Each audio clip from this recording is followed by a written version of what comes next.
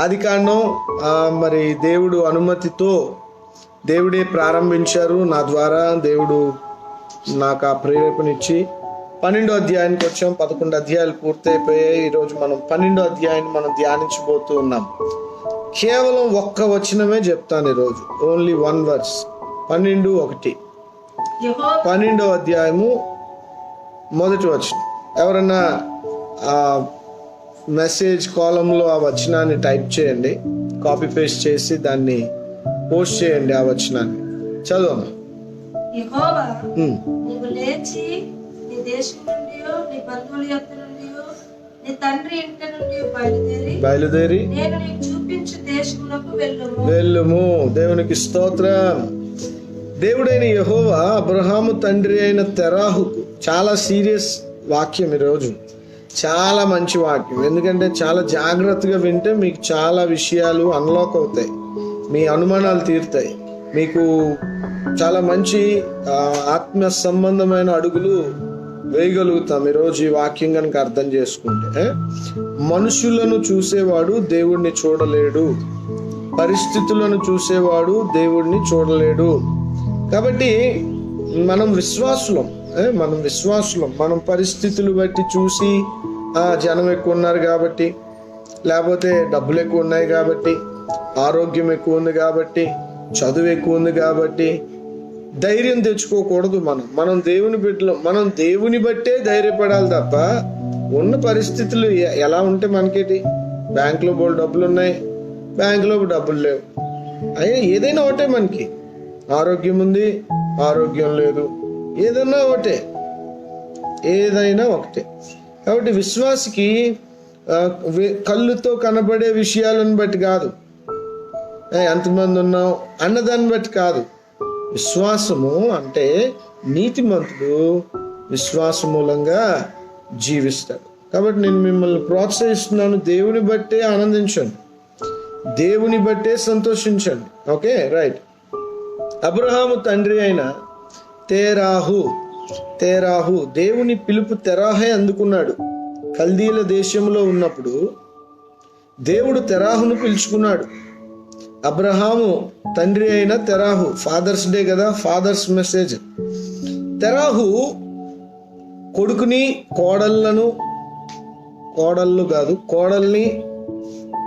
అలాగే లోతుని, ముగ్గురిని తీసుకొని పెట్టి ముళ్ళ అన్ని సర్దుకొని, బట్టలన్నీ సర్దుకొని, తనకున్న బహుశా ఆస్తి, గొర్రెలు, మేకలు, గాడిదలు, ఒంటెలు, గుర్రాలు ఏమున్నాయో లేదా పనివారు, పనికత్తులు, వీళ్ళందరినీ తీసుకొని కల్దీల దేశం నుండి బయలుదేరాడు. ఎక్కడికి? కానాను దేశానికి. అంటే దేవుడు ముందే తెరాహుని కానానికి బయలుదేరమని దేవుడు పిలుచుకున్నాడు. తెరాహు నివసిస్తున్న కల్దీల దేశము భయంకరంగా దేవునికి విరుద్ధమైన క్రియలు చేస్తున్న దేశము, దేవుడిని వెక్కిరిస్తున్న దేశము, దేవుని మీద తిరుగుబాటు చేస్తున్న దేశం. దేవుడేమో నన్ను ఆరాధించువారు ఆత్మతో సత్యంతో ఆరాధించాలని దేవుడు చెప్తే, కల్దీల దేశంలో మాత్రం దేవుణ్ణి ఆరాధించడం మానేసి వాళ్ళకి నచ్చిన స్టైల్లో దేవుణ్ణి పూజించడం ప్రారంభించారు, విగ్రహారాధన ద్వారా. అయితే దేవుడు ఒకే ఒక్క దేవుడు, సకల మానవులను సృజించిన ఏకైక దేవుడు. ఈ దేవుడు కల్దీల దేశంలో బ్రతుకుతున్న తెరాహుని పిలుచుకున్నాడు. తెరాహు, నువ్వు ఈ దేశంలో చాలా బిజీ అయిపోయి, దేశ పద్ధతుల్లో బిజీ అయిపోయి, ఈ దేశంలో వచ్చిన అలవాట్లలో నువ్వు కొట్టుమిట్టాడుతున్నావు. కానీ నేను నిన్ను వేరుపరచాలనుకుంటున్నాను. నీ ద్వారా నీ కొడుకుల్ని, నీ పుట్టబోయే నీ వంశం అంతటిని నేను వేరుపరుస్తానయ్యా. నేను నీకు ఒక దేశాన్ని ఇస్తాను. ఆ దేశంలో నువ్వు గొప్పవానిగా, నీకు మంచి పేరు, మంచి ఖ్యాతిని నేను ఇస్తానని దేవుడు తెరాహును పిలుచుకుంటే, తెరాహు దేవుని మాట విని బయలుదేరడం అయితే బయలుదేరాడు, చక్కగా బయలుదేరాడు. తెరాహు తన కుమారుడగు అబ్రహామును, తన కుమారుని కుమారుడు అనగా హారాను కుమారుడగు లోతును, తన కుమారుడగు అబ్రహాము భార్య అయిన సరాయి అను తన కోడల్ని తీసుకొని కానానుకు వెళ్ళుటకు, చూసారా, కానాను వెళ్ళుటకు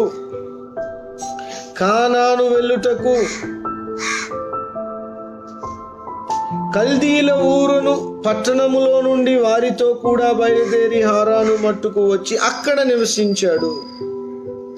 బయలుదేరడం అయితే బయలుదేరాడు, కానీ మధ్యలోకి కానానుకి కల్దీల దేశానికి మధ్యలో హారాన్ అని ఇంకో ఊరుంది.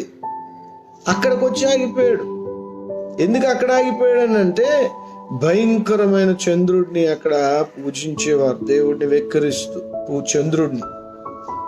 చంద్రుడిని దేవుడిగా చేసుకొని దేవుడిని వెక్కిరిస్తూ జీవము గల దేవుడిని వద్దనుకొని, ఏ దేవుడైతే సకల మానవాళికి కారణభూతుడో ఆ దేవుడిని వద్దనుకొని చంద్రుడిని ఒక దేవుడిగా చేసుకొని పూజిస్తున్న ఆ యొక్క హారాన్లోకి వచ్చి ఆగిపోయారు.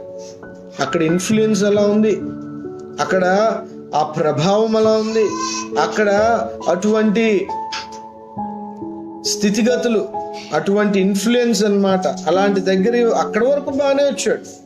దేవుడు చెప్పాడు కదా అని చెప్పి చక్కగా బయలుదేరారు. విశ్వాస యాత్రలో ముందుకు కొనసాగుదామని కొనసాగారు.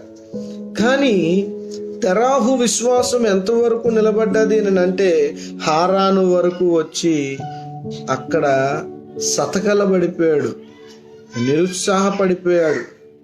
ఇక నేను ముందుకు వెళ్ళలేనని ఆగిపోయాడు. కానీ ఏదైతే ఏమి, తండ్రి అయిన తెరాహు ప్రయాణాన్ని ప్రారంభించాడు. దేవునికి స్తోత్రం చెప్పండి. హల్లెలూయా. కంప్లీట్ చేయకపోయినప్పటికీ కూడా తండ్రి ప్రయాణాన్ని ప్రారంభించాడు. ప్రారంభించిన ఆ ప్రయాణాన్ని అబ్రహాము అందుకున్నాడు. దేవునికి స్తోత్రం చెప్పండి. కొన్ని కుటుంబాలు చూస్తే సగం ప్రయాణం చేసి సతకలు పడిపోతారు. కానీ దేవుడు ఆ కుటుంబంలో తర్వాత తరాన్ని ఎంచుకొని బలంగా వాడుకుంటాడు. దేవునికి మహిమ కలుగును గాక. మరి బీసీ రోడ్లో మనకు ఒక సంఘం ఉంది. బీసీ రోడ్లో ఒక బ్రాంచ్ చర్చ్ ఉంది, రూపాంతర పరిచర్యకి. అక్కడ ఒక కుటుంబం అలాగే, మరి ముందు నమ్ముకున్న వాళ్ళ తరం కొంచెం వెనకబడినప్పటికీ కూడా వాళ్ళ తర్వాత తరాన్ని దేవుడు గట్టిగా పట్టుకున్నాడు. దేవునికి స్తోత్రం కలుగును గాక. ఇలా చెప్పాలంటే బోల్డ్ సాక్ష్యాలు ఉన్నాయి. కాబట్టి తండ్రి తరము చెయ్యనిది కొడుకుల తరము చేత పరిశుద్ధాత్మ దేవుడు చెయ్యిస్తారు. ఆమేన్, హల్లెలూయా. కొడుకుల తరములో చెయ్యలేనివి తండ్రి అయిన దేవుడు మనవళ్ళు మనవరాళ్ళ తరములో చెయ్యిస్తారు. మొత్తానికి దేవుడు చెయ్యాలనుకున్నది మాత్రము ఆపడు, ఆయన చెయ్యిస్తాడు. ధైర్యం తెచ్చుకోండి. ఇప్పుడు మా డాడీ ఉన్నారు, నేనున్నాను, నా పిల్లలు ఉన్నారు. ఇప్పుడు మా డాడీ చెయ్యలేనివి నా చేత చేయిస్తున్నారు.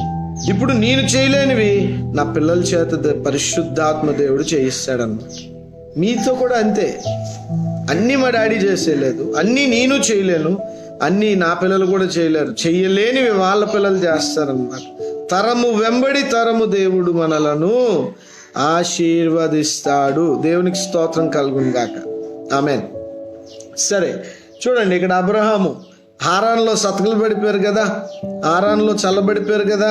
అప్పుడు వరకు కానాను యాత్ర కొనసాగించి ఆత్మీయ యాత్రలో ముందడుగులు పడ్డాయి. కానీ హారాన్ దగ్గరకు వచ్చి నిదానమైపోయారు.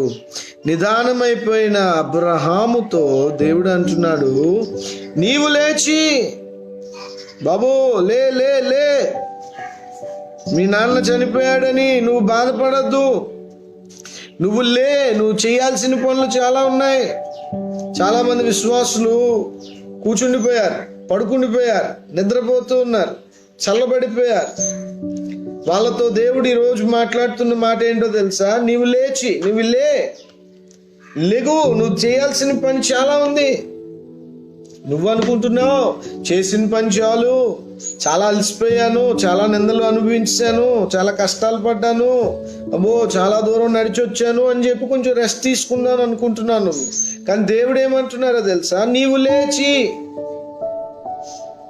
మనం లేవాల్సిన వాళ్ళమే తప్ప పడాల్సిన వాళ్ళము కాము. మనం లేచి ప్రభువు కోసం శక్తికి మించిన ప్రయాణం చేయాలి. శక్తికి మించిన ప్రయాణం. మనం ఏమనుకుంటామంటే ఇంకా శక్తి ఉండగానే మనం కొంచెం రిలాక్స్ అవుదాం అనుకుంటాం. కానీ దేవుడు ఏమంటారో తెలుసా? శక్తికి మించి మనం ప్రయాణం చేయాలి. శక్తికి మించి మనం అందుకే నేను చాలాసార్లు మీకు చెప్పాను కూడా,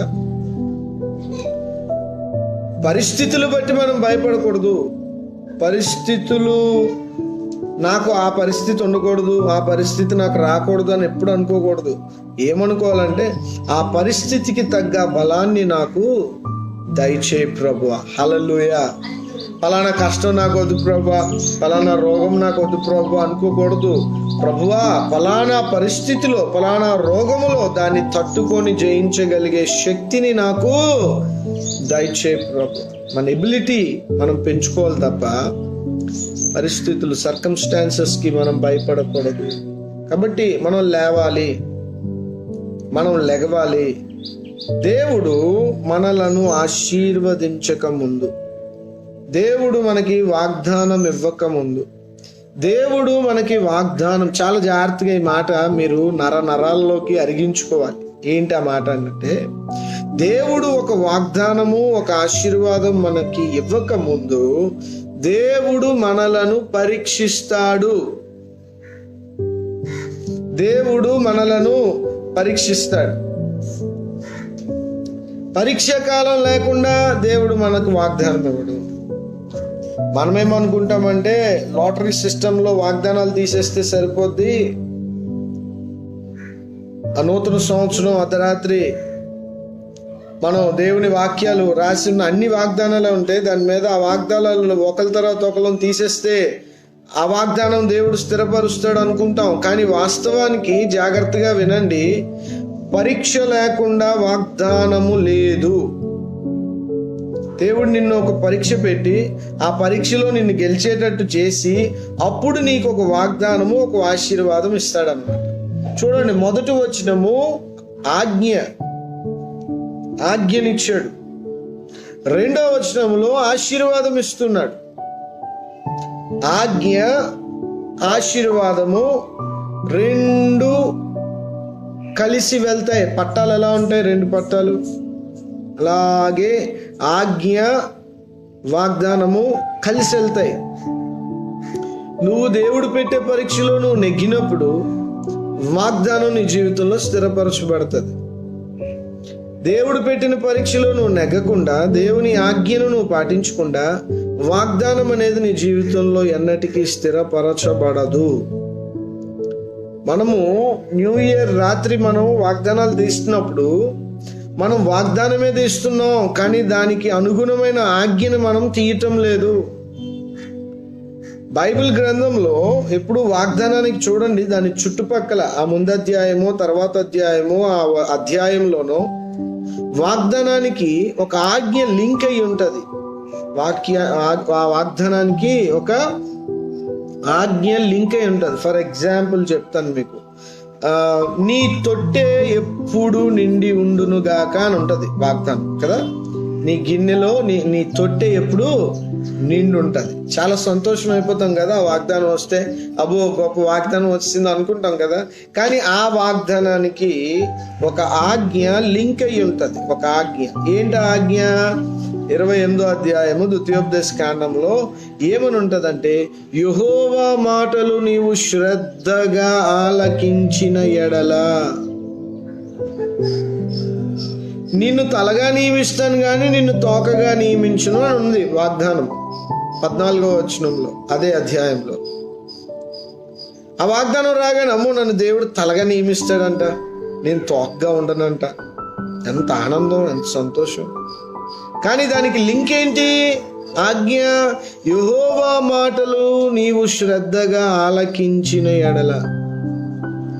నువ్వు శ్రద్ధగా ఆలకించినప్పుడు ఆ వాగ్దానం నీ జీవితం పట్ల నెరవేరుతుంది. ఎప్పుడు ఈ సూత్రం మర్చిపోవద్దు. చాలా మంది లేదు ఆజ్ఞకి వాగ్దానానికి సంబంధం లేదు అంటారు. అది మంచి బోధ కాదు, అది హితబోధ కాదు.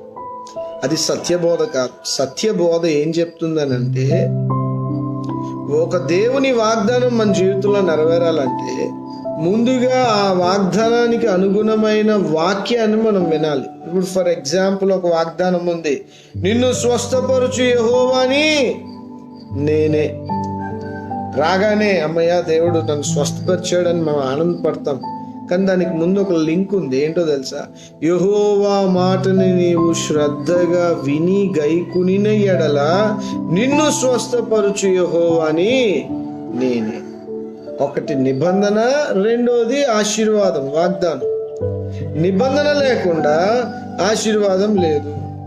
12వ అధ్యాయము ఆదికాండం 1వ వచనములో నిబంధన ఆజ్ఞ ఏంటనంటే, నీవు లేచి, నెంబర్ 1, లేచున్నారా, పడుకొని ఉన్నారా? ఆత్మీయంగా మీ స్థితి ఎలా ఉంది? లేచిన స్థితిలో ముందుకెళ్తున్నారా, లేకపోతే ఆత్మీయంగా నిద్రపోతుల్లాగా పడుకున్న స్థితిలో మీ ఆత్మీయ జీవితం ఉందా? అక్కడ క్లియర్ గా రాయబడింది, నీవు లేచి. చూసారా? ఆ యోనాతో కూడా దేవుడు అంటాడు నీవు లేచి. ఏలియాతో అంటాడు నీవు లేచి. ఎలీషాతో అంటాడు దేవుడు నీవు లేచి. పౌలు అంటారు సంఘంలో నీవు లేచి. ప్రభు అంటాడు పేతురుతో నీవు లేచి. ఈరోజు పరిశుద్ధాత్మ దేవుడు మీతో చెప్తున్న మాట, నీవు లేచి. లే. ఎక్కడ నీ ఆత్మీయ జీవితమును నువ్వు ఆపేసుకున్నావో అక్కడ లే. ముందుకు నడు, ముందుకు వెళ్ళు, నీ ఆత్మీయ జీవితాన్ని ముందుకు కొనసాగించు. కల్దీల దేశం అనే ఊరు నుండి నువ్వు వచ్చి హారానులో సతకలబడిపోయావు, నిద్రపోయావు, నీ ఆత్మీయ విశ్వాస యాత్రలో మరుగుజ్జు అయిపోయావు. అబ్రహాం, నీవు లే. నీ తండ్రి కొంతవరకు చేయగలిగాడు, నువ్వు మిగతాది చేయి. నీ తండ్రి సగం పని పూర్తి చేశాడు. తన విశ్వాస పరిమాణము, తనకున్న ఆత్మీయ బలము, తనకున్న ప్రార్థనా శక్తి, తనకున్న మోకాల శక్తి అంతవరకు తను పని చేయగలిగాడు. తెరాహు, వెల్ డన్, నువ్వు అంతవరకు పని పూర్తి చేయగలిగావు, గుడ్. ఇప్పుడు తెరాహు కాలము గతించింది, తెరాహు చనిపోయాడు. తెరాహు 205 ఏండ్లు బ్రతికి తను ప్రభువునందు నిద్రించాడు. తెరాహు చాప్టర్ క్లోజ్ అయిపోయింది, ప్రభు దగ్గరికి వెళ్ళిపోయాడు తెరాహు. కానీ ఉన్నది ఎవరు? అబ్రహాము, నువ్వున్నావు. చనిపోయిన వాళ్ళ సంగతి వదిలే, వాళ్ళ కోసం రోధించడం మానే, వాళ్ళ కోసం ఫీల్ అవ్వడం మానే. ఇప్పుడు నువ్వు చేయాల్సిన పని ఏంటో నువ్వు చూడు. నువ్వు లే, నువ్వు నా పని చేయి. నేను ఒక కొత్త ఆత్మీయమైన జీవితాన్ని నేను ప్రారంభిస్తున్నాను. ఒక కొత్త ఒరవడిని ప్రారంభిస్తున్నాను. ఒక క్రొత్త నిబంధన నీతో నేను చేసుకుంటాను. ఒక క్రొత్త ప్రయాణము, ఒక క్రొత్త దేశము, ఒక క్రొత్త ఆత్మీయతను నేను నీకు ఇవ్వబోతున్నాను. నీలో అనేక మంది ఉన్నారు అబ్రహాం. అప్పటికి ఇంకా అబ్రహాం అవల, అబ్రామే, ABRAM, అబ్రామ్, నేను ఆశీర్వదిస్తానయ్యా, నువ్వు నేను చెప్పింది చేయి, నువ్వులే. అప్పటికి సెటిల్ అయిపోయారు. అక్కడ చూడండి, మంచి మాట ఏంటంటే, మంచిదంటే మంచిది కాదులేండి, అక్కడ నివసించిరి అంటే ఎన్ని సంవత్సరాలు నివసించి సెటిల్ అయిపోయారు. 1 సంవత్సరం ఒక ఇంట్లో ఉంటే అక్కడ మనం సెటిల్ అయిపోతాం. అలాగే ఇక్కడ వీళ్ళు సెటిల్ అయిపోయారు. అందరూ బాబా ఆ చుట్టుపక్కల వాళ్ళతో పరిచయాలు ఏర్పడిపోయాయి. ఆ చుట్టుపక్కల పరిస్థితులకు అలవాటు పడిపోయారు, ఆ గాలికి, ఆ నీళ్ళకి. ఇప్పుడు అక్కడి నుంచి నువ్వు లే అంటే ఎలా వెళ్ళగలడు అబ్రహాము? మళ్ళీ కొత్త దేశానికి వెళ్ళాలా, మళ్ళీ స్థలం చూసుకోవాలి, నీళ్ళు ఎక్కడ ఉన్నాయో చూసుకోవాలి, మళ్ళీ కొత్త కొత్త పరిస్థితులను ఎత్తుక్కోవాలి. ఎవరికి ఇది ఈజీ టాస్క్ అండి? కష్టమే. కానీ దేవుడు అంటున్నాడు నీవు లేచి. సరే, దేవుని చిత్తం నెరవేర్చాలి అనుకుంటున్న వారులారా, మీరు దేవుని రాజ్యం మీ ద్వారా ఈ భూమి మీద కట్టాలనుకుంటున్నారా? అయితే దేవుడు పెట్టే పరీక్షలకు సిద్ధంగా ఉండండి. దేవుడు పెట్టే పరీక్షలకు సిద్ధపడండి. ఇక్కడ దేవుడు పరీక్ష పెడుతున్నాడు అబ్రాహాంకి. బాబు, పరీక్షలో నెగ్గితేనే వాగ్దానం నీకు. 2వ వచనం అంతా వాగ్దానం. నిన్ను గొప్ప చేసి, నిన్ను ఆశీర్వదించి, నిన్ను ఆశీర్వాదకరంగా ఉంచి, ఆ వాగ్దానం నెరవేరాలంటే ముందు ఇగో 1వ వచనంలో ఉన్న నిబంధన నెరవేర్చాలి. అబ్రాహాం, నువ్వు ముందు నువ్వు లేచిపో. అక్కడ అది నీ ప్లేస్ కాదు. నువ్వు ఉండాల్సిన స్థలం అది కాదు. నువ్వు ఎందుకు అక్కడ ఉన్నావు? చాలా మంది ఉండాల్సిన స్థలంలో వాళ్ళు ఉండలేదు. ఈరోజు చాలా మంది ఉండకూడని స్థలాల్లో వారు ఉంటున్నారు. అవిశ్వాసపు ఫ్రెండ్షిప్, అవన్నీ చెప్తాను నేను మీకు.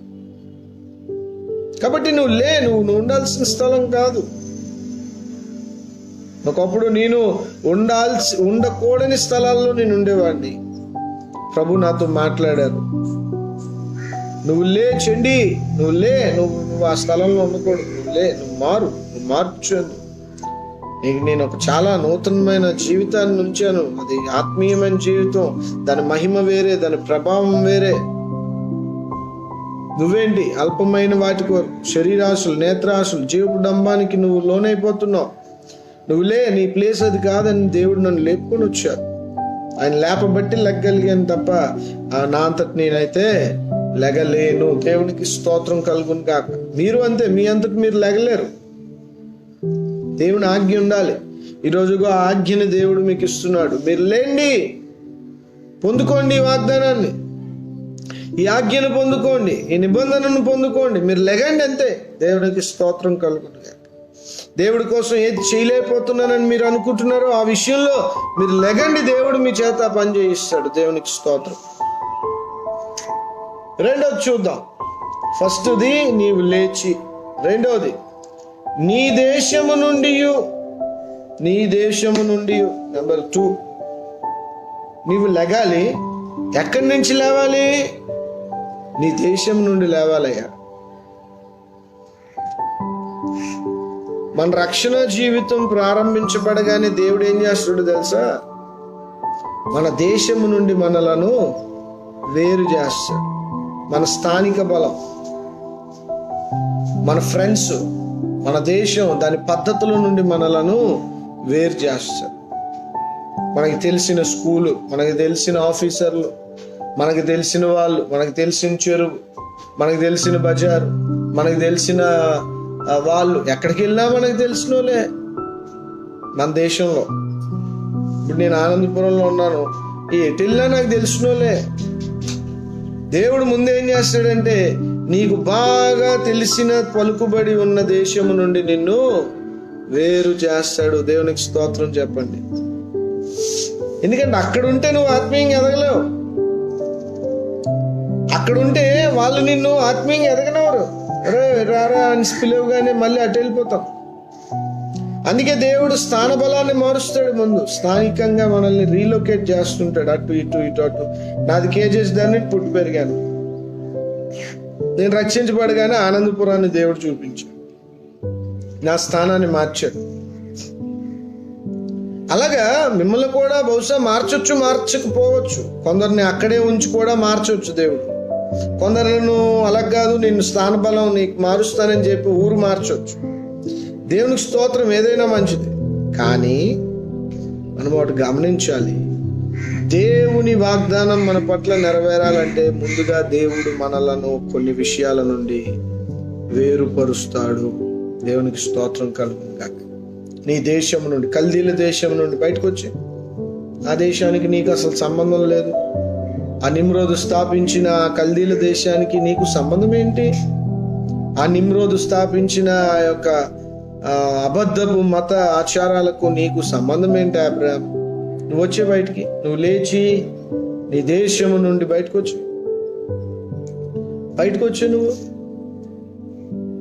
నువ్వెందుకు అక్కడున్నావు? బయటకు వచ్చే, ఉండొద్దు అక్కడ. నీకు అక్కడ పని లేదు. దేవునికి మహిమ కలుగును గాక. ఇంచుమించుగా ఒక లెక్క చెప్తాను. జలప్రలయం తర్వాత 420 సంవత్సరాలు పట్టింది దేవుడు మరలా తన నోరు విప్పనందుకు. అంతవరకు దేవుడు మాట్లాడలేదు. ఇది ఒక సైలెంట్ పీరియడ్. పాత నిబంధనకి కొత్త నిబంధనకి ఎలా సైలెంట్ పీరియడ్ 400 సంవత్సరాలు ఉందో, ఇక్కడ కూడా ఇంచుమించు 400 సంవత్సరాల సైలెంట్ పీరియడ్ ఉంది. దేవుడు ఎవరితో మాట్లాడలేదు. నోవాహుతో మాట్లాడా 9వ అధ్యాయం మొదట్లో, అంతే, అక్కడ మాట్లాడటమే 9వ అధ్యాయంలో. 10, 11లో మళ్ళీ దేవుడు ఎక్కడ మాట్లాడినట్టుగా మనకి ఎక్కడ రికార్డ్ ఉండదు. మళ్ళీ ఇగో ఇక్కడ అబ్రహాము దగ్గర దేవుడు మాట్లాడుతున్నాడు, తెరాహుతో దేవుడు మాట్లాడుతున్నాడు. అంతకాలం సైలెంట్ గా ఉన్నాడు దేవుడు. సరే, మాట్లాడిన దేవుడు తన దేశం నుండి అబ్రాహాముని వేరు చేస్తున్నాడు. ప్రియ దేవుని సంగమా, మీరు దేని నుండి వేరవ్వాలని దేవుడు మీ నుండి కోరుకుంటున్నాడో అది మీకు తెలుసు, నాకు తెలియదు. దేని నుండి మీరు వేరవ్వాలని దేవుడు మిమ్మల్ని కోరుకుంటున్నాడో దాని నుండి మీరు వేరవ్వండి. వ్యక్తిగతంగా మారిపోతుంటాయి. దేని నుండి వేరవ్వాలో దాని నుండి మీరు వేరవ్వాలి. నెంబర్ 2 ఇదే. నెంబర్ 3, నీ బంధువుల యొద్ద నుండి. బంధువులు కూడానంట. బంధువులు చాలా డేంజర్ అండి, మీకు తెలుసా? బంధువులు చాలా డేంజర్. ఎందుకు అని అంటే, బంధువులు బ్లాక్మెయిల్ చేస్తారు. ఏం చేస్తారు? బ్లాక్మెయిల్. కులం బంధువులు ఏం చేస్తారంటే మనల్ని దేవుళ్ళు ఎదగనివ్వరు. మనల్ని వెనక్కి అవుతారు. ఈరోజు గ్రహణం కదా, చర్చ్ కిందకి వెళ్ళడం అంటారు బంధువులు. అందుకే అబ్రాహాముని దేవుడు ఏం చేశాడు అక్కడ? నీ బంధువుల నుండి బయటకు వచ్చే. కొంచెం సౌండ్ కొంచెం గట్టిగానే ఉంటది. దేవుడు కొంచెం మనల్ని బాధ పెట్టేటట్టే మాట్లాడతాడు. దేవుడు మనల్ని బాధ పెడతాడు. దేవుడు బాధ పెట్టడు అని కాదు, ఖచ్చితంగా మనల్ని బాధ పెడతాడు దేవుడు. అదే ప్రభువా, మా బంధువులను వదిలేసి ఎలా రాగలను ప్రభు? అయితే ఉండు, ఎవరొద్దన్నారు? ఆత్మీయత నీకు వద్దు కదా, నా నిబంధన నీకు వద్దు కదా, ఈ బంధువులే నిన్ను ఉద్ధరిస్తారులే. ఈ భూమే నీకు శాశ్వతం అనుకుంటున్నావు కదా, ఈ బంధువులే నీకు అన్ని అనుకుంటున్నావు కదా, నీ దేశమే నీకు అంతా అనుకుంటున్నావు కదా, నీకు మహా ఊపిరి ఉంటే ఇంకొక 40-50 సంవత్సరాలు ఉంటుంది, అధిక బలం ఉంటే 80 సంవత్సరాలు. అయితే నువ్వు దానికే స్థిరపడిపో. ఇంకా ఈ భూమిని విడిచిన తర్వాత ఇంక నిత్యత్వం ఏమీ నీకు ఉండదు. ఇంక నేను వద్దనుకుంటున్నావు కదా, నీకు బంధువులు ఇంపార్టెంట్ కదా, సరే బంధువులతో ఉండు. చూసారా, హృదయానికి దగ్గర వాళ్ళు ఎవరనంటే బంధువులు. ఈ బంధువులను కూడా దేవుడు వదిలేయమంటున్నాడు అబ్రాహాముని.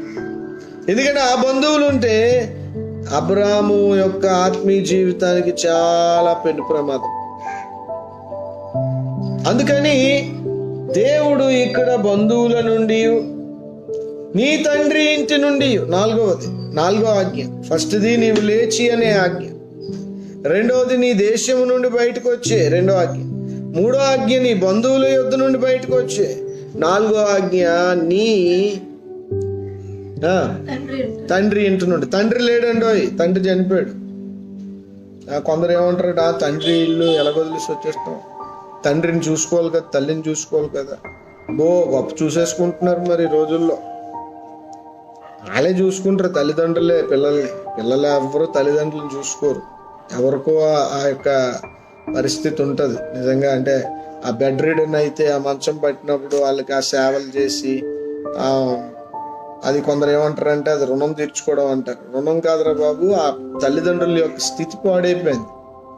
కొందరు దాన్ని రుణం తీర్చుకోవడం అంటారు. ఎవరి విజ్ఞతకు వాళ్ళని వదిలేద్దాం. కానీ ఇక్కడ తండ్రి లేడు, తల్లి డీటెయిల్స్ మనకు రాయబడలేదు. సో పక్కన పెడదాం తల్లి విషయం. తండ్రి ఇంటిని తండ్రిని వదిలేసి వచ్చేమనలేదు, తండ్రి ఇంటిని. తండ్రి చనిపోయాడు, ఇప్పుడు తండ్రి ఇంటిని వదిలే. ఎందుకు తండ్రి ఇంటిని వదిలే? రక్త సంబంధము. బంధువులు అంటే రక్తం కాదు, బంధువులు అంటే కొంచెం బయట. కానీ ఇప్పుడు రక్త సంబంధం తండ్రి ఇల్లు అంటే అది నాన్న, చిన్నాన్న, అత్తలు, వీళ్ళందరూ అత్త వాళ్ళు కూడా బంధువులు అయిపోతారు. అత్త వాళ్ళు కూడా రక్త సంబంధికులు కాదు. ఓన్లీ తండ్రి మగ సంతానంలో ఉన్న వాళ్ళే రక్త సంబంధికులు అనమాట. ఇప్పుడు ఆ ఇల్లు కూడా వదిలేసి వచ్చామంటున్నాడు దేవుడు. ఎందుకంటే ఇలాంటి భావోద్రేకాలు, భావాలు, బంధుత్వాల్ని కలిగి ఉన్నప్పుడు వీళ్ళు బ్లాక్మెయిల్ చేసి అబ్రాము యొక్క ఆత్మీయ నిత్యత్వపు పోకడను, రాకడను, ఆ యొక్క ప్రయాణాలను ఆటంకపరిచే ప్రమాదం ఉంది. వీళ్ళు ఇన్ఫ్లుయెన్స్ చేస్తారు, ఇంటర్ఫియర్ అవుతారు, నీ ఆత్మీయ ఎదుగుదలకు ఆటంకంగా తయారవుతారు. గనుక దేవుడు అంటున్నాడు ఆ పరిస్థితులను వదిలే. పాస్టర్ గారు, మరి ఈరోజు కూడా అలా మేము వదిలేయాలా? వాళ్ళ పద్ధతులను వదిలేయండి. వాళ్ళని ఎవరు వదిలేయమంటున్నారు? వాళ్ళ పద్ధతిలోకి మీరు వెళ్ళొద్దు. వారు మీ ఆత్మీయ తీర్మానాలను దెబ్బతీసే అంతగా వాళ్ళతో మీరు ఉండొద్దు, అంతే తప్ప వాళ్ళు వదిలేయమని ఎవరు చెప్తున్నారు? ఆ రోజు అబ్రహాం వదిలాడు, ఆ వదిలినందుకు అబ్రహాం ఆశీర్వదించబడ్డాడు, అది వేరే సంగతి. కానీ ఈరోజు నేను మీకు చెప్తున్నది ఏంటంటే వారి పద్ధతుల్లోకి వెళ్ళొద్దు, అంతే. బంధుత్వాలు కలిగి ఉండండి, తండ్రి ఇంట్లో ఉండండి, మీ దేశంలోనే ఉండండి, ఇండియాలో. కానీ నువ్వు నమ్మిన ఈ ధర్మం, ఈ సిద్ధాంతానికి తగినట్టుగా నువ్వు జీవించు, అందరినీ ప్రేమించు, నీకు తెలిసిన సత్యం అందరికీ బోధించు. అంతేకాని వాళ్ళు పూర్తిగా వదిలేయమని దేవుడు ఏమీ చెప్పటం లేదు. కాబట్టి దేవుడు మనల్ని పరీక్షిస్తాడు. దేవుడు మనల్ని పరీక్షించకుండా మనలను ఆశీర్వదించుడు. ఆయన మనల్ని ఆశీర్వదించాలంటే ఆయన మనలను పరీక్షిస్తాడు. దేవునికి స్తోత్రం చెప్పండి. హల్లెలూయా. మనల్ని ఆశీర్వదిస్తున్నాడు అని అంటే ఆయన మనలను పరీక్షిస్తున్నాడని అర్థం చేసుకోండి. ప్రతి పరీక్ష తర్వాత ఆశీర్వాదం ఉంటుంది. ప్రతి పరిస్థితి తర్వాత, ప్రతి పరీక్ష తర్వాత, ప్రతి పరిశీలన తర్వాత, ప్రతి పరిశోధన తర్వాత మనకు ఆశీర్వాదం ఉంటుంది. అర్థమైందా? ఇప్పుడు మీరు మీ జీవితంలో ఏదైనా కష్టం అనుభవిస్తున్నారని మీకు అనుకోండి, అయితే ఈ కష్టానికి వెంటనే దేవుడు మిమ్మల్ని ఆశీర్వదించబోతున్నాడు. హల్లెలూయా. కాబట్టి కష్టానికి భయపడిపోవద్దు. కష్టాలు రావాలి, కష్టాల్లోనే మనం ఏంటో మనకి దేవుడు చూపిస్తాడు. మన నిజ స్వరూపం ఏంటో మనకి ఆ కష్టాల్లోనే దేవుడు మనకు చూపిస్తాడు. కనుక దేవుడు మనల్ని పరీక్షిస్తాడు, పరిశీలిస్తాడు, పరిశోధిస్తాడు. పరీక్ష లేకుండా ఆయన బ్లెస్సింగ్ ఎప్పుడు. మీ జీవితాల్లో కూడా మీరు గమనించండి, మిమ్మల్ని పరీక్షించిన తర్వాతే దేవుడు మిమ్మల్ని ఆశీర్వదించాడు. హల్లెలూయా. ఆదికాండం 12వ అధ్యాయము 1వ వచనం లేకుండా 2వ వచనం 3వ వచనం లేదు. అబ్రహాము అన్ని విషయములలో ఆశీర్వదించబడెను.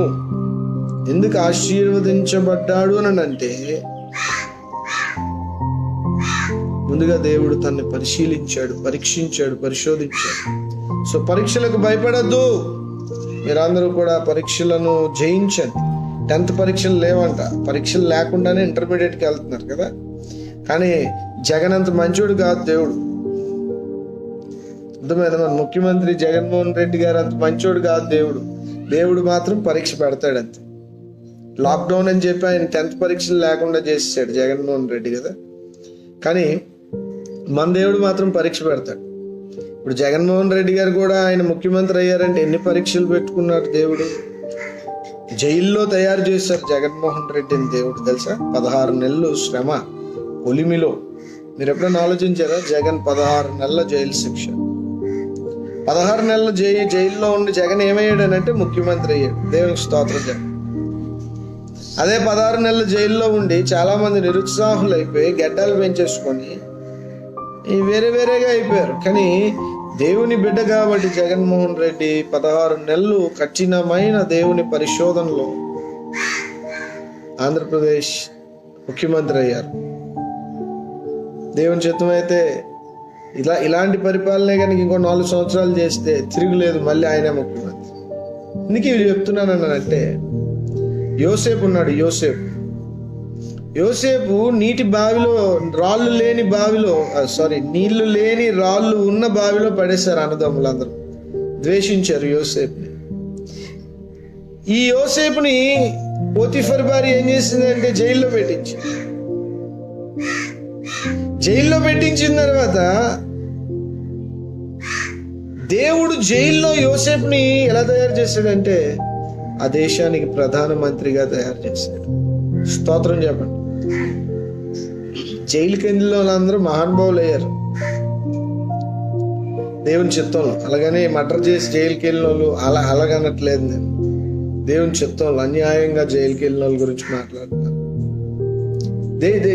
యోసేపు పని అయిపోయిందిరా అనుకున్నారు అందరూ, కానీ యోసేపు పని అవ్వలేదు. యోసేపు దేశానికి ప్రధానమంత్రిగా తిరిగి వచ్చాడు. జగన్మోహన్ రెడ్డి ఆయన కూడా యోసేపు లాగా 16 నెలలు జైల్లోకి వెళ్ళి ఒక ముత్యంలా బయటకు వచ్చి ఈరోజు అఖండ విజయం సాధించి సంక్షేమ పరిపాలన చేస్తూ ఉన్నారు. ఇది మనం నేర్చుకోవాల్సిన విషయం. అర్థమైందా? వీలైతే ఈ వీడియో క్లిప్ కట్ చేసి ఎవరన్నా ఇది మీరు మీ లైవ్లో పెట్టుకోండి, మీ వాట్సాప్ లైవ్లో ఈ మొక్క అలాగా యోసేపు జగన్మోహన్ రెడ్డి కంపారిజన్స్. సరే, నేను ఇంకా ముందుకు వెళ్తాను. సో పరీక్ష లేకుండా దేవుడు ఎవరిని ఆశీర్వదించడు. పరీక్షలు వద్దు మనకి ఏంటంటే మనకి ఎప్పుడు సక్సెసే కావాలి, కానీ పరీక్షలు వద్దు. So get ready for God trials. దేవుని యొక్క పరీక్ష కాలానికి సిద్ధపడండి. Okay, right. ఇప్పుడు నేను చివరి అంకానికి వచ్చాను. అదేంటంటే 5వ విషయం. అదేంటి అని అంటే, నీ తండ్రి ఇంటి నుండి బయలుదేరి అంటే నువ్వు లేచి అనడం బయలుదేరడమైన ఒకటే. ఇప్పుడు నేను నీకు చూపించు దేశమునకు వెళ్ళుము. చివరి ఆజ్ఞ, 5వ ఆజ్ఞ. ఫస్ట్ ఆజ్ఞ నీవు లేచి, 2వ ఆజ్ఞ నీవు నీ దేశము నుండి, 3వ ఆజ్ఞ నీ బంధువుల నుండి, 4వ ఆజ్ఞ నీ తండ్రి ఇంటి నుండి, 5వ ఆజ్ఞ నేను నీకు చూపించు దేశమునకు వెళ్ళుము. చూపించలే, చాలా విషయాలు నేను ఇక్కడి నుంచి చెప్పబోతున్నాను. ఓకే, జాగ్రత్తగా వెళ్ళండి.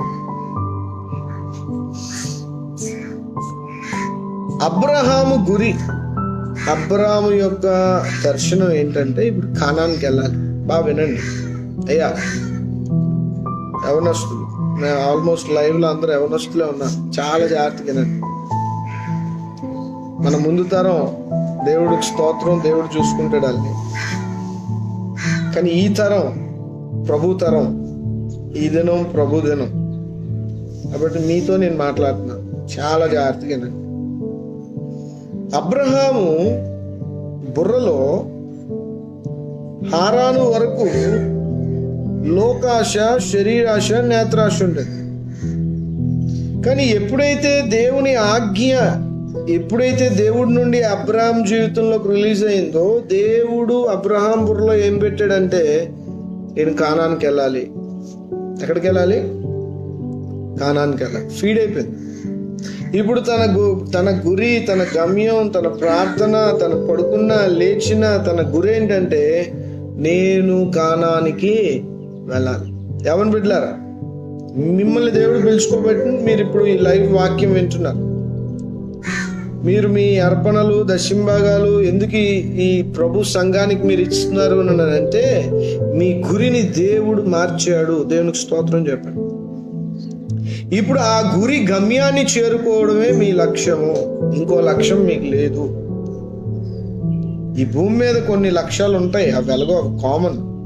ఉద్యోగం, డబ్బు, ఇల్లు కట్టుకోవాలి, వాహనంలో అప్గ్రేడ్ అవ్వాలి, లేకపోతే అది చేయాలి, ఇది చేయాలి అనుకుంటుంటాం. కానీ అవన్నీ ఓకే, అవన్నీ వదిలేండి. కానీ ఆధ్యాత్మికమైన గురి ఇప్పుడు ఏంటి అని అంటే, కొండ ఎక్కాలి, నీటిలో మునగాలి, ఇవి కాదు కదా. ఇప్పుడు మన గురి ఏంటంటే, నిత్య జీవ వారసులం అవ్వాలి. ఆల్రెడీ అయ్యాము, ఇంక నిత్య జీవానికి వెళ్ళాలి. ఎదుగుదల ఎప్పుడు మన ప్రతి అడుగు నిత్య జీవం వైపే పడగాలి, పరలోకం వైపే పడాలి, పరలోకంలోకి వెళ్ళాలి.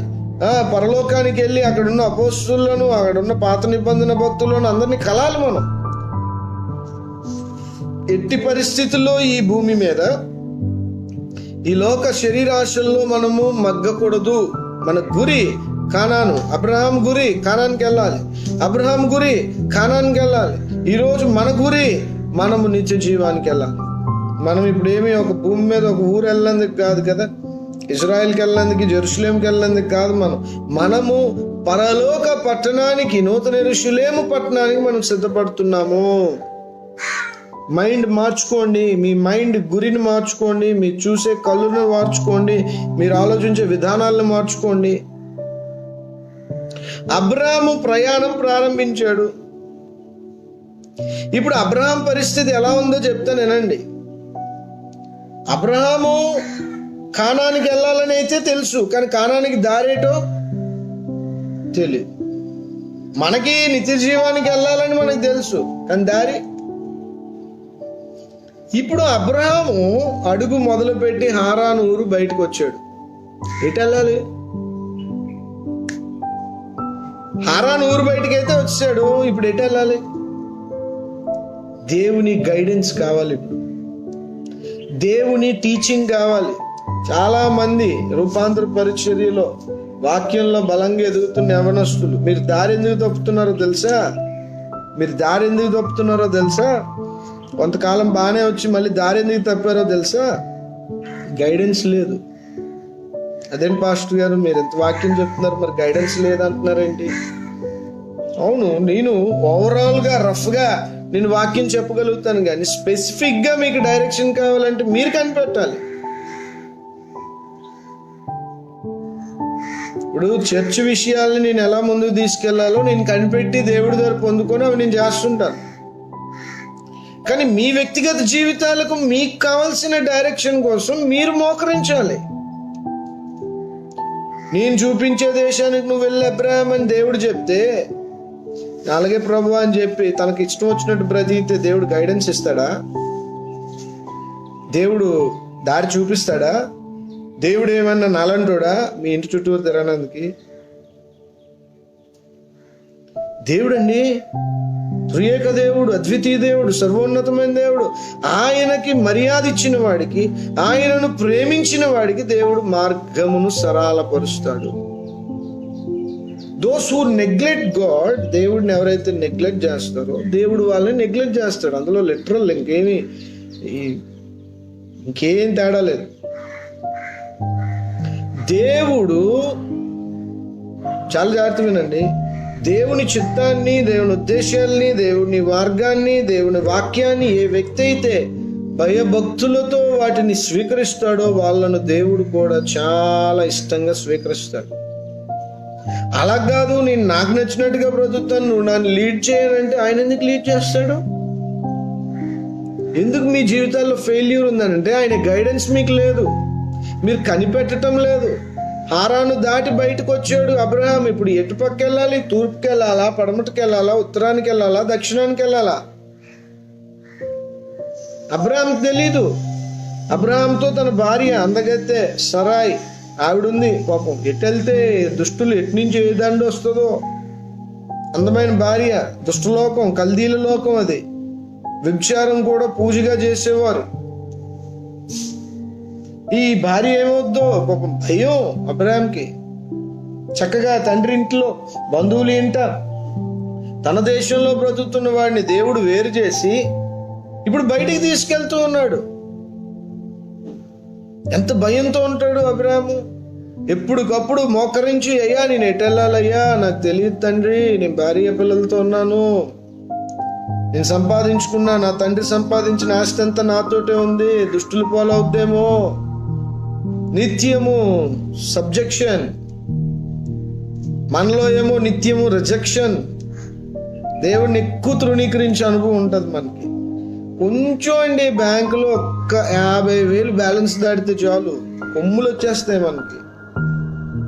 కొంచెం ఒక్క 50, 70, 80 లక్ష రూపాయలు దాటింది అనుకోండి బ్యాంక్ బ్యాలెన్స్, కొమ్ములు వచ్చేస్తుంది రెండులాగా.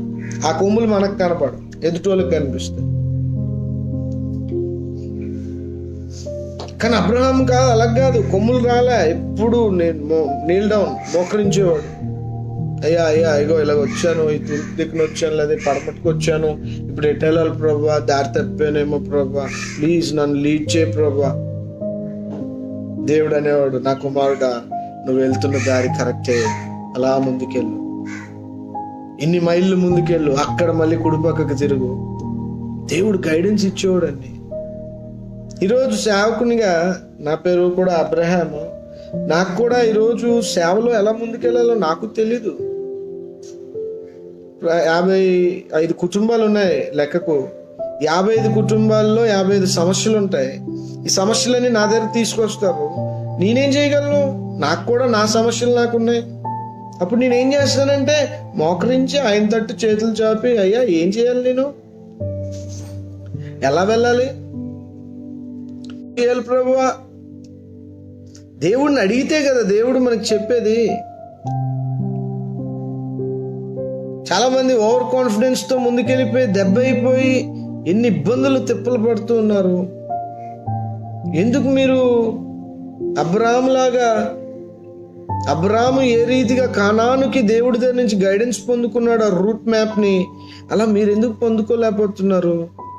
ఈ భూమి మీద సకల సంపదలు సంపాదించాలని ఎన్ని గైడెన్స్లు మీరు పొందుతున్నారు, ఎన్ని విధాలుగా అతి కుయుక్తులను పొంది స్కాములు వేసి ఈ భూమి మీద ఎదగాలని ప్రయత్నిస్తున్నారు కదా. అదేదో దేవుని యందు మీరు గనక అడిగితే ఆయన దగ్గర ఉన్న ఉద్దేశాలు మన కోసం మంచివే గాని అవి చెడ్డవి కావు. మరి దానికోసం మనం ఎందుకు ప్రయాసపడటం లేదు? మనం ఏమనుకుంటామంటే మనం చేసే ప్రతి పనిని దేవుడు ఆశీర్వదించేస్తాడు అనుకుంటాం. సారీ, కాదు. నిర్దిష్టంగా మిమ్మల్ని మీ తల్లి గర్భంలో రూపింపబడక ముందే ఆయన మిమ్మల్ని ఎంచుకున్నాడు కాబట్టి మీ జీవితంలో ఆయన పనే సక్సెస్ అవుద్ది, మిగతా ఏ పనులు సక్సెస్ అవ్వదు. సో ఆయన మీ పట్ల ఏ పని చేయాలనుకుంటున్నాడో దాన్ని గుర్తించండి. అబ్రహాము లేచి కుటుంబంతో బయలుదేరాడు, బయట అడుగు పెట్టాడు. అక్కడి నుంచి ఎటు వెళ్ళాలో కూడా ఆయనకు తెలియదు. నిత్యము దేవుని మీద ఆధారపడేవాడండి అబ్రహాం. కానాను వెళ్ళాడు. అందుకే ఈరోజు మనం గమనించాల్సింది ఏంటంటే, అబ్రహాము ఒక దేవునికి దూత. అందుకే ఆ దూత జీవితాన్ని ఈరోజు మనం ధ్యానిస్తున్నాం. అబ్రాహాము దేవుని దూత. అబ్రహాము దేవుడిలో ఈ లోకానికి వెలుగై ఉన్నాడు, ఈ లోకానికి ఉప్పై ఉన్నాడు. అలాంటి అబ్రహాముకి అతడు ఎన్నడూ ఎరగని మార్గంలో ఆయన ముందుకెళ్తూ ఉన్నాడు. కాబట్టి ఈ జీవన సంబంధమైన విచారాలతో మనము అంటు పెట్టుకొని ఉన్నంత వరకు, బంధువులు, పాత తండ్రి పద్ధతులు, దేశ పద్ధతుల్లో మనం ఉన్నంత వరకు ఈ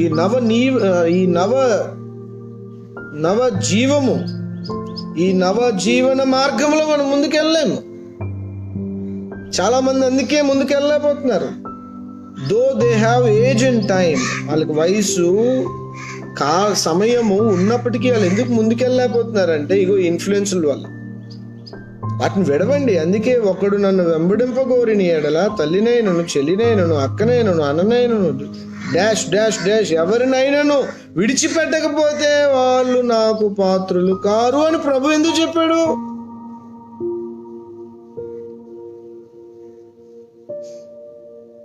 నువ్వు వదులుకున్నది నువ్వు పొందుకుంటావు. ఆ సీక్రెట్ చాలా మందికి తెలియదు. నువ్వు దేన్ని వదులుకున్నావు దాన్ని పొందుకుంటావు. నేను 30,000 రూపాయలు జీతాన్ని వదులుకున్నాను. ఎప్పుడు? 2010లో.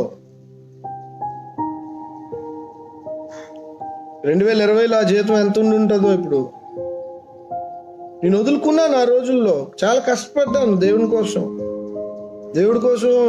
నా కుటుంబం, నేను చాలా తగ్గించుకొని బ్రతికాం. మా జీవన శైలిని మార్చుకున్నాం. ఉన్న సంపాదనకే మేము తగ్గించుకున్నాం మేము మా పరిస్థితులు. దేవుడు మాకు అన్యాయం చేయలేదు. పోగొట్టుకున్న దానికి కొన్ని చాలా రెట్లు ఇచ్చాడు దేవుడు, ఇంకా ఇస్తాడు. మీకు అంతే. మనమేమనుకుంటామంటే అమ్మ వదిలేసుకుంటే ఇంక మన పని అయిపోతే, నేను భూమి మీద ఎదగలేను, నిన్ను ఎదగించలేనంత అసమర్థుడా దేవుడు. కాబట్టి మనం ఈ సంగతులను చాలా జాగ్రత్తగా గమనించుకోవాలి. కానాను చూడండి, దేవుడు పిలుపు ఎలా ఉంటదంటే, బాగా వినండి మాట చాలా జాగ్రత్తగా. దేవుని పిలుపు ఎలా ఉంటదని అంటే, నిన్ను పొగడ్డు. ఈ లోక పిలుపు ఎలా ఉంటది? నీ అవసరం ఉన్నప్పుడు నిన్ను పొగుడుతూ వస్తారు, డప్పు కొడుతూ వస్తారు, నీకు వెన్న రాస్తారు కత్తికి. ఒకటుండదు, నిన్ను గొప్ప చేయడు, నీకేదో పెద్ద బహుమానం ఇచ్చేస్తానన్నట్టుగా చెప్పడు, నీకేదో పెద్ద జీతం ఉంటుందని చెప్పడు, నీకేదో ఈ లోక పరిస్థితుల్లో దేవుడు పిలుచుకోడు, ఈ లోకకు అనుగుణంగా పిలుచుకోడు, ఈ లోకానికి వ్యతిరేకంగా పిలుచుకుంటాడు. అందుకే ఈ లోక రీతిని అనుసరించు. నేను ఆత్మీయులతో మాట్లాడుతున్నా, ఈ వాక్యం అర్థం కాని వాళ్ళతో నేను మాట్లాడలేదు. ఈ వాక్యం మీకు అర్థమైతే మీరు ఆత్మీయులు, మీతో నేను మాట్లాడుతున్నా.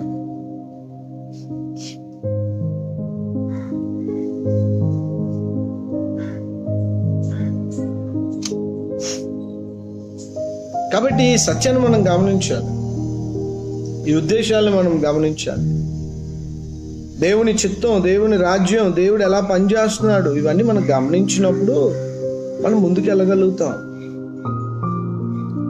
ఈ కానాని యాత్రలో అబ్రాహాము దేవునితో, పరలోకంతో, దేవుని దూతలతో, పరిశుద్ధాత్మతో మంచి సంబంధం కలిగి ఉన్నాడు. మరి మీకుందా మంచి సంబంధం? హల్లెలూయా. లేదండి, నేను మంచి సంబంధంలో లేని దేవుడితో. ఎందుకు లేవు? నేను ఒక తప్పు చేశానండి, నేను ఎవరికి చెప్పలేను ఆ తప్పుని. ఆ తప్పు వల్ల నేను దేవుడితో మంచి సంబంధం కలిగి లేనండి. ఎవరిని గెలిపించో? దేవుడినా దెయ్యాన్నా? అంటే నీ తప్పుని బట్టి నిన్ను ప్రేమిస్తున్నాడా దేవుడు? నీ బలహీనతను బట్టి దేవుడు నిన్ను ప్రేమిస్తున్నాడా? ఆయన ప్రేమకు అవధులు లేవు. నిన్ను క్షమించలేనంత అసమర్థుడమని నువ్వు దేవుడి దగ్గర రావట్లేదు. అది అంటే నువ్వు ఎవరిని నమ్మావంటే సాతాను నమ్మావు.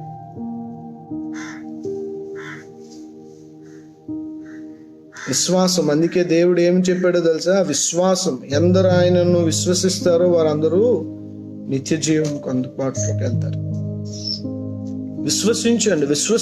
విశ్వసించండి. దేవుని పరిశుద్ధమైన పని నుండి వెనక్కి తగ్గొద్దు, వెనక్కి తిరగొద్దు, వెనక్కి వెళ్ళొద్దు. చర్చిలో మీకు కొన్ని బాధ్యతలు నేను అప్పగించాను. ఆ బాధ్యతల నుండి ఏదో మీకు ఒక బలహీనత ఉంది, ఒక బలహీనతలో నేను ఉన్నానని చెప్పి దేవుడి పరిశుద్ధమైన పని ఆపొద్దు. వెర్రితనం. దుష్టుని గెలిపించొద్దు. పని చేయండి దేవుని పని. దేవుని రొట్టెని విరచండి, దేవుని ద్రాక్షరసం, ఆ యేసు రక్త స్మరణలో దాన్ని త్రాగండి. మీకు పరిచర్య చేయమని గనక నేను చెప్తే పరిచర్య చేయండి. దేవుడిని ఒక అసమర్థుడిని చేయొద్దు, దేవుడు ఏదో క్షమించలేడు అన్నట్టుగా. దేవుని పని చేయండి. మిమ్మల్ని ఎప్పుడు ఆ బలహీనత నుండి విడిపించాలో పరిశుద్ధాత్ముడికి తెలుసు. తెగ శోధించబడిపోయి దాన్ని జయించేయాలని చెప్పి తెగ ప్రయత్నం మీరు చేయొద్దు. మనకు మనంగా ఏం చేయలేము. మనకు మనముగా చేయగలిగిందల్లా ఒకటే విశ్వాసము. దేవుడిచ్చిన ఆజ్ఞలను గైకొనండి. నీవు లేచి అన్నప్పుడు లెగండి. నీ దేశం నుండి అన్నప్పుడు దాన్ని వదిలేయండి. నీ బంధువుల నుండి అన్నప్పుడు దాన్ని వదిలేయండి. నీ తండ్రి ఇంటిని అన్నప్పుడు దాన్ని వదిలేయండి. బయలుదేరండి. దేవుని ఆత్మీయ యాత్రలో ముందుకు కొనసాగండి. హెబ్రీ 11:8 చదివి ముగిద్దాము.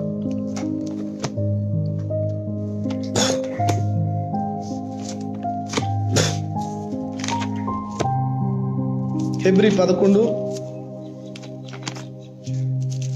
స్తోత్రం. అబ్రహాము పిలువబడినప్పుడు విశ్వాసమును బట్టి ఆ పిలుపుకు లోబడి. చూసారా, అబ్రహాము దేవుని ద్వారా పిలువబడినప్పుడు విశ్వాసమును బట్టి ఆ పిలుపుకు లోబడ్డాడు. దేని బట్టి? విశ్వాసం. మీకు ఇప్పుడు ఏం కావాలి? పరిశుద్ధత కాదు. మీకు ఏం కావాలి ఇప్పుడు? పరిశుద్ధత కాదు, మీకు కావాల్సిన విశ్వాసం. చాలా మంది బోధలు ఈరోజు ఎలా ఉన్నాయంటే దేవుడి రాజ్యాన్ని కట్టేటట్టు లేవు, ఆడి రాజ్యాన్ని కట్టేటట్టు ఉన్నాయి. నేను నిజం చెప్తున్నాను మీకు. అబ్రహాము విశ్వాసమును బట్టి ఆ పిలుపునకు లోబడి. ఈరోజు మీకు విశ్వాసం ఒకటి ఉంటే చాలండి. దేవుడు ఏమన్నా ఒకవేళ నన్ను శిక్షిస్తాడు, మీరేం టెన్షన్ పడద్దు. నేను దేవుడు చూసుకుంటాను. ఎందుకంటే ఆయనకి నేను ఫ్రెండ్, నాకు ఆయన ఫ్రెండ్. We are friends. హల్లెలూయా. దేవునికి స్తోత్రం కలుగును గాక. లోబడి తాను స్వాస్థ్యముగా పొందిన ప్రదేశంలోకి బయలు వెళ్ళను. రైట్. లోబడి ఏం చేశాడంటే బయలుదేరి వెళ్ళాడు. వెళ్ళి మరియు ఎక్కడికి వెళ్ళవలెనో అది ఎరుగక బయలు వెళ్ళాడు. ఎక్కడికి వెళ్ళాలో తెలియకుండానే అబ్రాము బయలుదేరు. అది విశ్వాసం. నన్ను దేవుడు పిలుచుకున్నప్పుడు, నేను ఉద్యోగానికి రిజైన్ చేసి నేను వచ్చినప్పుడు, నేను ఎక్కడికి వెళ్ళాలో నాకు తెలీదు. మా డాడీ సెంట్రల్ గవర్నమెంట్ జాబ్కి రిజైన్ చేసి వచ్చినప్పుడు మా డాడీకి తెలీదు ఎక్కడికి వెళ్ళాలో. ఆయనకి ఆ రోజు 94లోనో 96లోనో రిజైన్ చేశారు. 96లో ఆయన రిజైన్ చేసినప్పుడు ఆనందపురంలో ఇక్కడ ఒక చర్చ్ ఇస్తాడని ఆయనకి తెలుసా డాడీకి? బీసీ రోడ్లో ఒక చిన్న హోమ్ చర్చ్ కట్టబడుతుందని డాడీకి తెలుసా? కొమ్మాదిలో ఒక చర్చ్ కట్టబడుతుందని డాడీకి తెలుసా? 55 కుటుంబాలు ఏర్పడతాయని డాడీకి తెలుసా? తెలీదు. మీకు అంతే. దేవుడు మీ పట్ల ఏం చెయ్యబోతున్నాడో మీకు తెలీదు. తెలియని దాని గురించి టెన్షన్ అవ్వద్దు. ఆయన చేసుకుంటాడు. పిలిచిన దేవుడు నమ్మదగిన వాడు. నేను సమస్తాన్ని వదిలేసి దేవుని సేవకు వచ్చినాడు. అందరు నన్ను ఏమన్నారు తెలుసా? పిచ్చి పట్టింది వీడికి అన్నారు. లిటరల్ గా నా ఫ్రెండ్స్, వీడికి పిచ్చి పట్టేసింది, ఏదో తెలియని జబ్బు వచ్చింది వీడికి, దీనివల్ల వీడు ఏం చేస్తున్నాడు వీడికి అర్థం అవ్వట్లేదు అని చాలా మంది నన్ను ఎగతాళి చేశారు.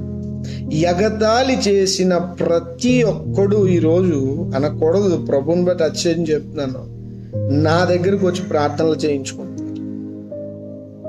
నాకు ఫోన్లు చేసి, హిందూ బ్యాక్గ్రౌండ్ లో ఉన్న నా ఫ్రెండ్స్ నాకు ఫోన్ చేసి కానుక పంపించి, బ్రదర్ నన్ను ఇప్పుడు గారు మీరు అంటారు నన్ను, ఒరే గిరే అనే నా ఫ్రెండ్స్ ఈరోజు నన్ను మర్యాదగా పిలుస్తారు.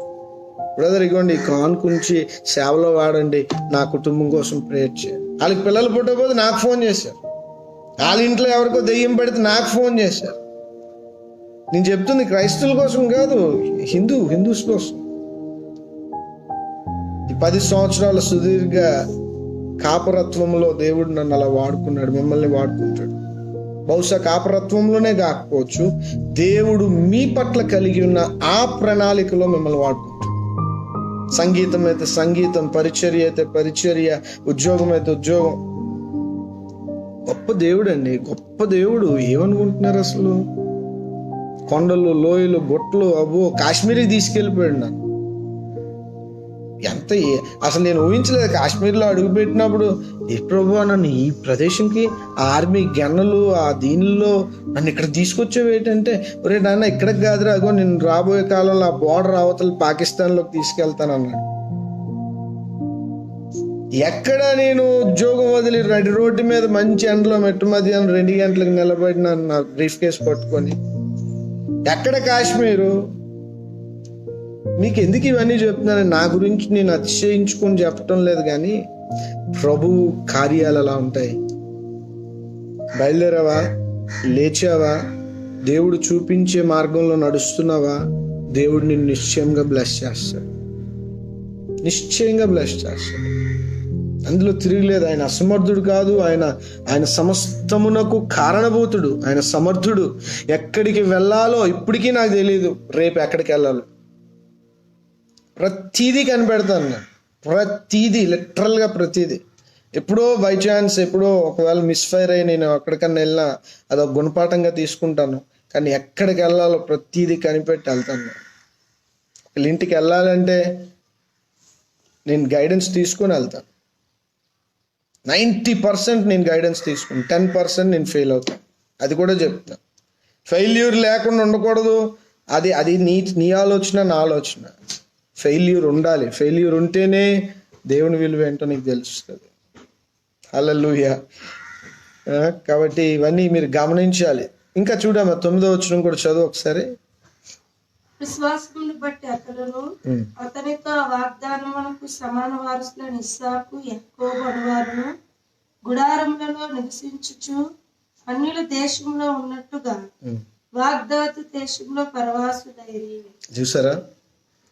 వాగ్దాన దేశంకి వెళ్ళారండి. ఏ దేశంకి ఎవరు వెళ్ళారు? అబ్రహాం, ఇస్సాకు, యాకోబులు వీళ్ళందరూ వెళ్ళారు వాగ్దాన దేశంకి. కానీ అక్కడ ఏమై ఉన్నారంటే మళ్ళీ పరవాసులై ఉన్నారు. అంటే అబ్రహాము గురిగా కలిగిన కానాను దేశం కూడా స్థిరమైన నివాసము కాదు. అందుకే నేను చెప్పాను, సంఘంగా ఇప్పుడు మన గురి నిత్యత్వం, అది మన స్థిరత్వం, అది స్థిరమైన నివాసం. దాని మీద ఫోకస్ పెట్టండి, దాని మీద ఫోకస్ పెట్టండి. పునాదులు గల పట్టణం, అది ఎక్కడుందమ్మా?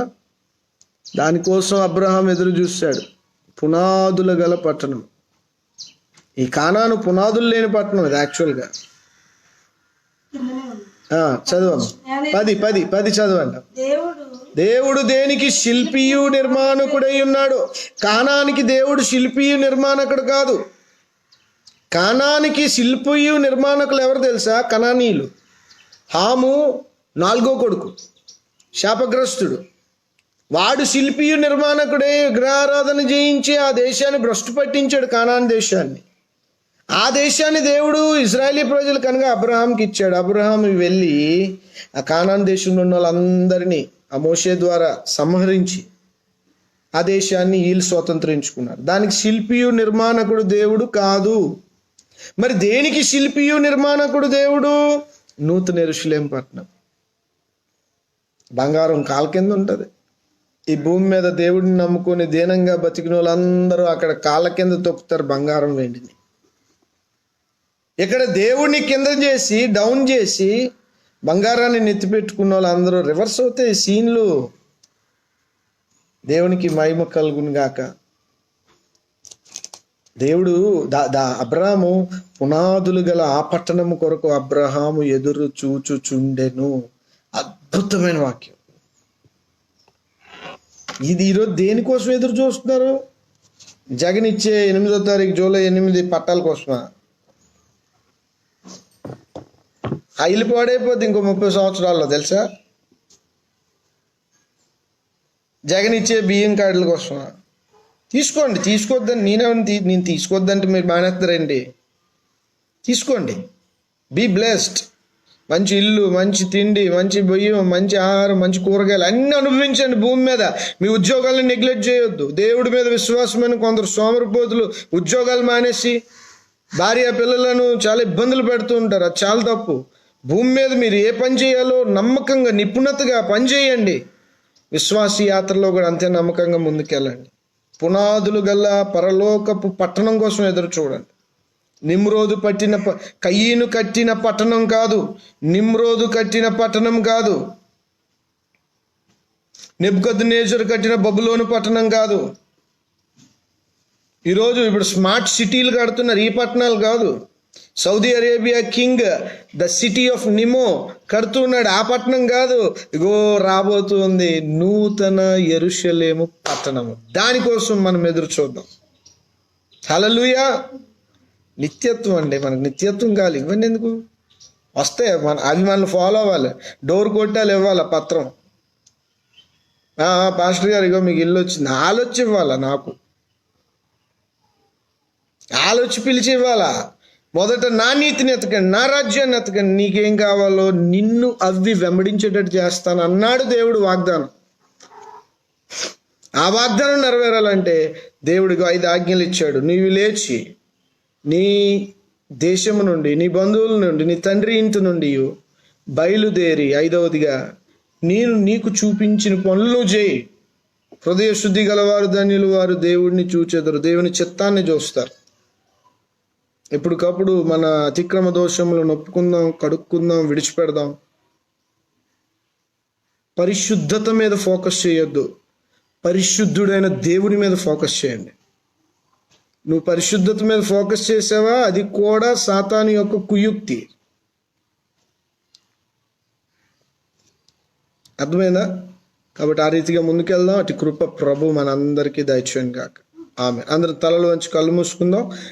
ముందు చెప్పినట్టుగా మళ్ళీ చెప్తున్నాను, కానుకలు ఎవరన్నా వెయ్యాలి అనుకుంటే Google pay 9885276655, Google pay, PhonePe, Paytm, అందులో మీ కానుకలు సమర్పించండి. అందరం తలలు వంచి కళ్ళు మూసుకుందాం. తండ్రి, మీకు వందనాలు, స్తోత్రాలు. మీ వాక్కును పంపి మమ్మల్ని బాగు చేయండి అని మేము నోరారా అడగగానే ఈ వాక్కును పంపారు. తిరుగు లేదు, ఇది నీ వాక్కు, నువ్వు నాకు ఇచ్చావు, మాకు ఇచ్చావు, మమ్మల్ని బలపరిచావు.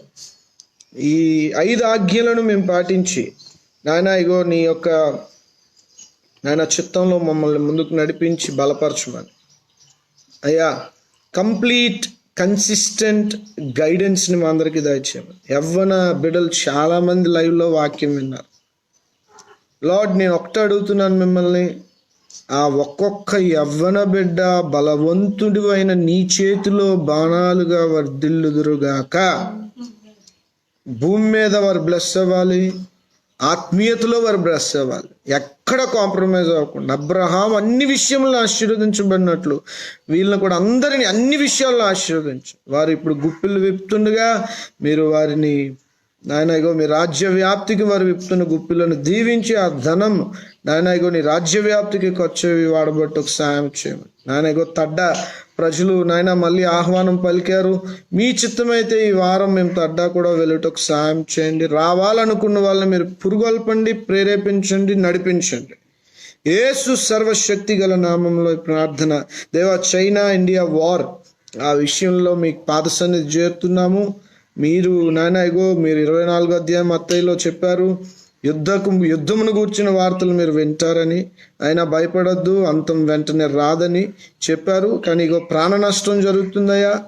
సంతోష్ కుమార్ లాంటి కర్నల్స్, ఆర్మీ మ్యాన్ ఎంతోమంది చనిపోయారు, 20 మంది. మరి వారి భార్యలు బిడ్డలు ఎంత వేదంతో ఉంటారో ప్రభా. ఆ తండ్రిని చూడాలన్న బిడ్డలు, ఆ భార్య భర్తను చూడాలనుకుని ఎంత వేదన చెందుతుంటారో. ఒక్కసారి మీరు మీ చిత్తమైతే నాయన మీ చిత్తమైతే మా తండ్రి కనుక ఈ లోకం ఈరోజు ఫాదర్స్ డే జరుపుకుంటుండగా ఎందరో ఫాదర్స్, ఒక 20 మంది ఫాదర్స్ డెడ్ బాడీస్గా మిగిలారు.